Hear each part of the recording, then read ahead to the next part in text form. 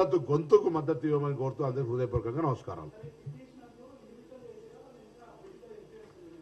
ఇప్పుడు political application ఉందా లేదా 50 రకాల పార్టీ నాయకులతో మేము కూడా ఇప్పుడు ఇక్కడ రాగా 10 మంది ఫోటో దిగుతారు. దాన్ని మేము కొలమానం తీసుకోవడం లేదు. ఆ సదరు వ్యక్తి అందరు నాయకులతో ఫోటోలు దిగినారు. నేను అందుకే ఎవరికి ఎక్కడ దానికి సంబంధించిన రాజకీయం అంటిపెట్టేటువంటి ఆలోచన లేదు.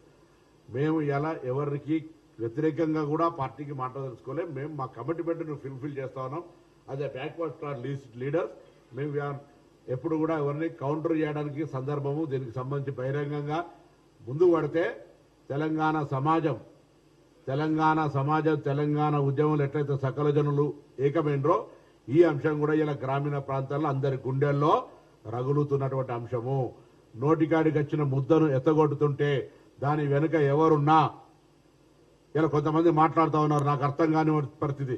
భారతీయ Janata party all India BCCL అధ్యక్షుడు లక్ష్మణ్ గారు స్వయంగా బలహీన వర్గాల నాయకుడు.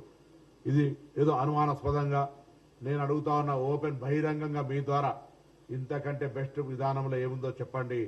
We are ready to implement. 42% రిజర్వేషన్లు అమలు జరగడానికి పెద్దవాడిగా అధికారంలో ఉన్న కేంద్ర పార్టీ అధ్యక్షుడిగా బలహీన వర్గాల ప్రతినిధిగా రక్తంలో ఆ అంశం ఉంటే ఇవాళ మాకు సలహా సూచన చెప్పు. కేంద్రంలో రాష్ట్రపతి గారి దగ్గర పెండింగ్ ఉన్న బిల్లులు అమలు చేయి. తమిళనాడు లాగా తెలంగాణలో రిజర్వేషన్లు అమలు చేయడానికి లక్ష్మణ్ గారి కృషి చరిత్రలో ఉండే విధంగా ప్రక్రియ ప్రారంభం చేయి. నేను కూడా ఆనాడు తెలంగాణ ఉద్యమంలో చేసినప్పుడు భారతీయ జనతా పార్టీ కేంద్ర నాయకత్వం తెలంగాణకు వ్యతిరేకంగా ఉండే. అద్వానీ గారు తెలంగాణకు వ్యతిరేకంగా ప్రకటన చేసిన పార్లమెంట్లో మేము ఆనాడు తెలంగాణ వాదులంగా భారతీయ జనతా పార్టీలో తెలంగాణ వాదులందరినీ విజ్ఞప్తి చేసినాం. తెలంగాణ వాదులు విజ్ఞప్తి చేసి వాళ్ళ నాయకత్వం మీద ఒత్తిడి తెచ్చి పార్లమెంట్లో మద్దతు ఇచ్చే విధంగా చేసుకున్నాం. కొంతమంది వెంకయ్యనాయుడు లాంటి వాళ్ళని వ్యతిరేకిస్తే కూడా ఇవాళ కూడా తెలంగాణకు సంబంధించి సామాజిక న్యాయ ప్రక్రియ జరిగే సందర్భంగా భారతీయ జనతా పార్టీలో కొందరు రామచంద్రరావు లాంటి వాళ్ళు ఇంకొంతమంది వ్యతిరేకిస్తున్నారు. బేసిక్ వాళ్ళ భావం అది, వాళ్ళ భావజ్వాలం అది. అటువంటి వ్యతిరేకించే సందర్భంలో తెలంగాణ భారతీయ జనతా పార్టీలో బీసీ గొంతులు ఏకమై పాయల్ శంకర్ గారు శాసనసభలో మాట్లాడినట్టుగా వాళ్ళ నాయకత్వం మీద ఒప్పించి చట్టసభకు నీ పార్టీ తీర్మానాన్ని, నీ శాసనసభ పక్ష తీర్మానాన్ని ఇలా గౌరవ కోర్టు ముందు ఉంచాలని కోరుతా ఉన్నాం.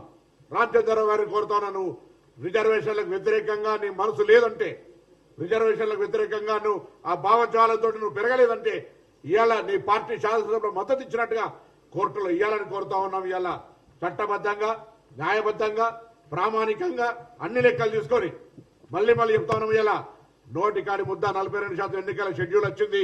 ఎవరెక్కడ పోటీ చేస్తారో తెలుస్తా ఉంది. ఇటువంటి సందర్భంలో తప్పకుండా ఎవరు అన్యాయం చేయొద్దని కోరుతా ఉన్నాం. అందుకే రాజకీయ పార్టీల అఫిడవిట్ కోర్టులో ఏమని అడుగుతా ఉన్నాం. నోరోటి నొసలోడు ఆడితే నడవదు. కాబట్టి ఇవాళ మా అభిప్రాయాలను తెలంగాణ సామాజిక న్యాయం కోరే అందరూ కూడా ఇంక్లూడింగ్ జర్నలిస్టులతో సహా ఇవాళ ఈ అంశానికి మద్దతు ఇచ్చి ఒక సామాజిక మార్పుకు తెలంగాణ ఆనాడు భూమి కోసం, ముక్తి కోసం, విముక్తి కోసం పోరాటం జరిగింది. ఆనాడు నియంతృత్వానికి, నిరంకుశానికి వ్యతిరేకంగా పోరాటం జరిగింది. తర్వాత తెలంగాణ ఉద్యమ సాధనకు జరిగింది. ఇవాళ తెలంగాణ సామాజిక న్యాయం కొరకు జరుగుతుంది. ఇప్పుడే తెలంగాణ తొలి రాష్ట్రంగా దేశానికి ఆదర్శంగా కావడానికి ప్రయత్నం జరుగుతుంది. అందరూ సహకరించాలని కోరుతాను.